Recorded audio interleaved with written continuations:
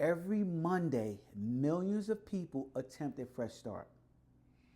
It could be a new workout, new morning routine, new productivity system, new commitment to finally get serious. But by Friday, most of it is gone. The common explanation that people give is lack of discipline, but I don't think that's the real problem. You see, I've noticed something interesting when talking to professionals in their 40s, 50s, and 60s. They rarely struggle with effort. Most of them have spent decades showing up. They have built careers, raised families, managed crises, carried responsibilities, worked long hours, solved problems. For them, effort isn't the issue. The issue is that they've lost trust in themselves. Now, this didn't happen dramatically, it happened gradually. Think about it. Every abandoned habit, every postponed goal, every promise made on Sunday night and forgotten by Thursday afternoon. When you do this, eventually something subtle happens. You stop believing in your own commitments.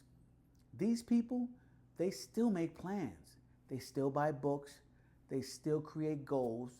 But internally, they begin expecting themselves to quit. And that's a dangerous place to live. Because once self-trust begins to erode, motivation becomes increasingly necessary.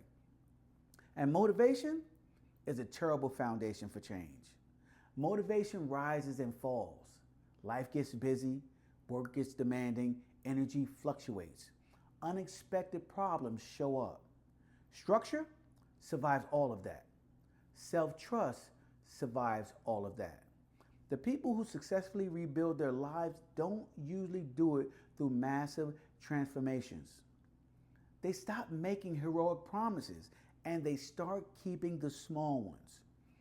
A 10-minute walk, 5 pages, one workout, one difficult conversation, 1 hour of focused work. Nothing impressive, just enough evidence to prove to themselves, I do what I say I'm going to do. Repeat it long enough, and that changes everything. Because real discipline isn't about becoming tougher. It's about becoming trustworthy, especially to yourself. So before you create another ambitious Monday plan, ask yourself a different question. What commitment am I willing to keep even on my worst day? Start there. Build evidence, rebuild trust, and the rest tends to follow.